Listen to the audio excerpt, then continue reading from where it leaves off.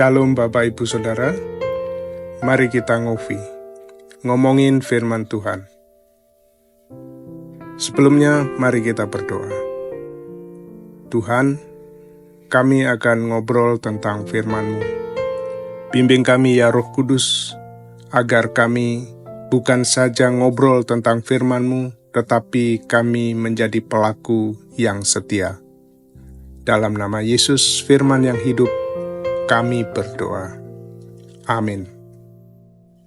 Hari ini kita ngopi dari Kisah Para Rasul 1 ayat 8. Tetapi kamu akan menerima kuasa kalau Roh Kudus turun ke atas kamu, dan kamu akan menjadi saksiku di Yerusalem dan di seluruh Yudea dan Samaria dan sampai ke ujung bumi. Demikian firman Tuhan. Berbahagialah setiap orang yang mendengar, merenungkan, dan melakukannya.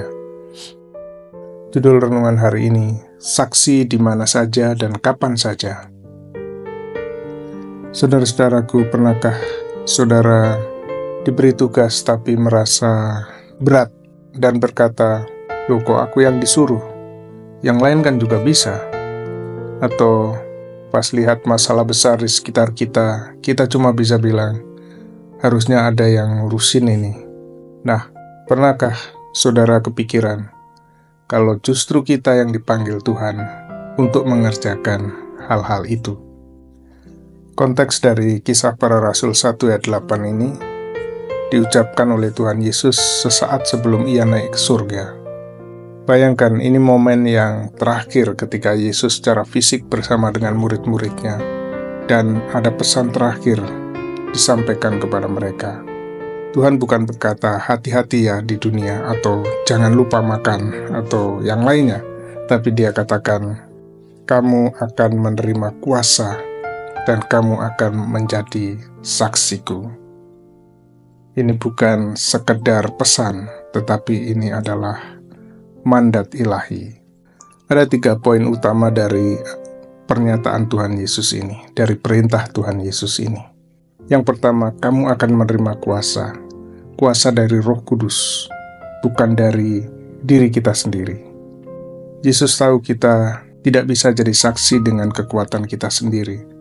Itulah kenapa Dia mengirimkan Roh Kudus, bukan cuma untuk memberi kita karunia rohani, tetapi juga keberanian, ketekunan, dan hikmat untuk menjadi saksi. Pernahkah saudara melihat orang yang awalnya pemalu, sangat pemalu, tapi ketika memimpin pujian atau bersaksi, bisa menjadi sangat luar biasa, berani. Itulah kuasa Roh Kudus yang bekerja di dalam diri seseorang. Dan yang kedua, menjadi saksiku. Bukan cuma cerita, tetapi hidup menjadi kesaksian. Saksi itu bukan sekedar tahu cerita, tetapi pernah mengalami langsung. Jadi saksi Kristus berarti hidup kita menjadi bukti nyata dari kasih, pengampunan, dan kuasa Tuhan. Apakah hidup kita mencerminkan karakter Kristus?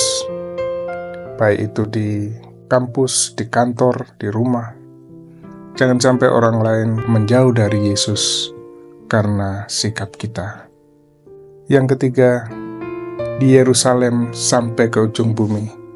Beraksi dimulai dari yang terdekat. Yerusalem yaitu rumah kita, Yudea sama dengan komunitas sekitar kita, Samaria sama dengan orang-orang yang berbeda dari kita, dan ujung bumi adalah dunia yang jauh atau yang lebih luas.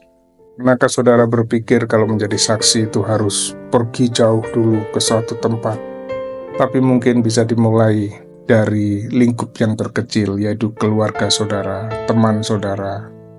Di lingkungan saudara, saudara berani menyatakan bahwa diri saudara adalah pengikut Kristus. Itu adalah kesaksian. Nah, secara pribadi, saudara dapat berdoa setiap hari, minta dipenuhi Roh Kudus, bukan supaya menjadi hebat, tapi supaya bisa menjadi saksi. Mulailah dari hal kecil, misalnya selalu tersenyum, membantu, mendengar orang lain, mendoakan orang lain. Dan jangan tunggu saudara siap dulu, tetapi siap sedia setiap saat, Roh Kudus yang akan memampukan.